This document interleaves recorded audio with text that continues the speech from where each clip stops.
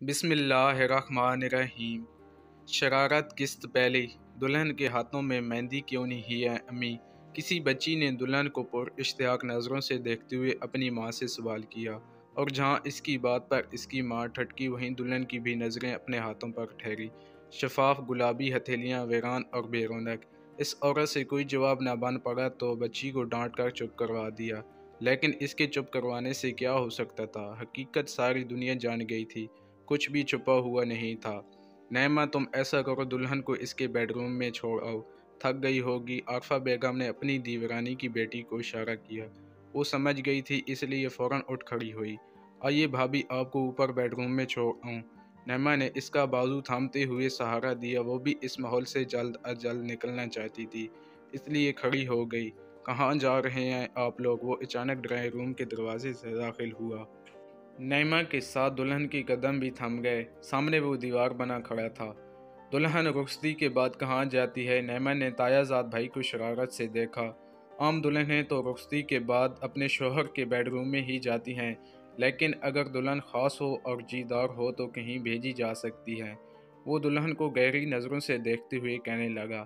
دلہن نے یکدم اس کو دیکھا، اس کی آنکھوں سے شرارے نکل رہے تھے۔ وہ انتہائی بے نیازی سے آنکھیں پھیر گیا۔ جائیے، وہ کہہ کر سائیڈ ہو گیا۔ نعمہ دلہن کو اوپر لے گئی۔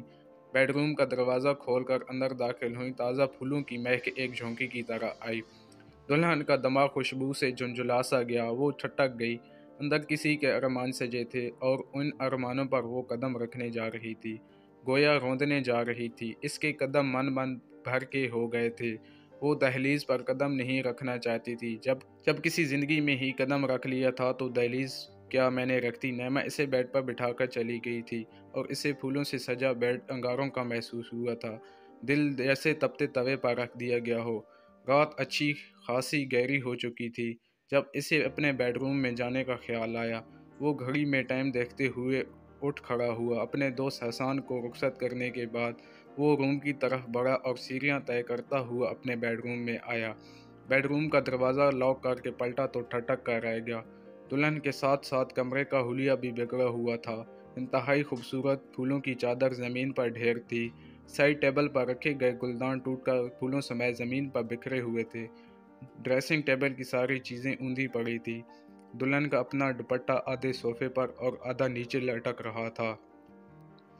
سینڈل کہیں تھے، پرس کہیں۔ وہ ایک ایک قدم بڑھاتا آگے آ رہا تھا کہ نیچے کوئی چیز چمک کے رہ گئی۔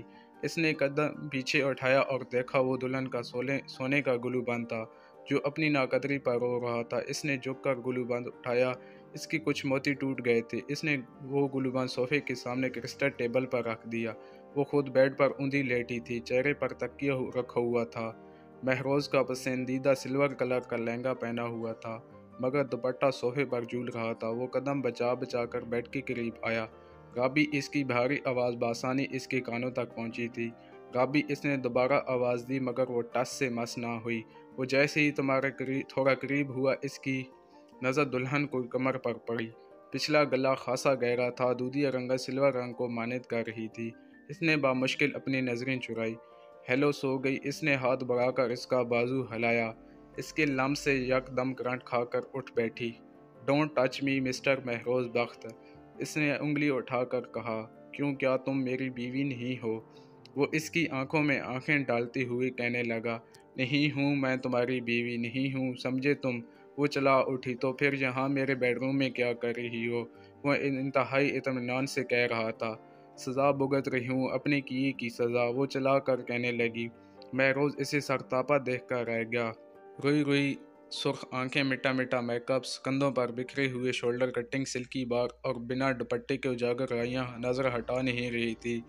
تمہارے لیے سزا ہے، مگر میرے لیے تو اللہ کی عطا کردہ ایک خاص نعمت ہو تم، اس نے گھمبیر لہجے میں کہتے ہوئے اس کے گال کو چھوا۔ وہ اس کے انداز پر بھڑک اٹھی۔ کہا ہے نا مجھے ہاتھ مت لگانا، ہاتھ پیچھے ہٹاؤ، اس نے سخت لہجے میں کہا۔ مہروز کے ہاتھ اس کی کمر کو چھو رہے تھے۔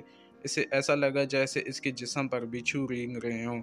اتنا صبر نہیں ہے مجھے کہ میں آج کی رات پیچھے ہٹ جاؤں، بلکہ جو کل کی رات گزاری تھی وہ بھی خدا جانتا ہے، اس نے کہتے ہوئے اسے زور سے کھینچ لیا تھا۔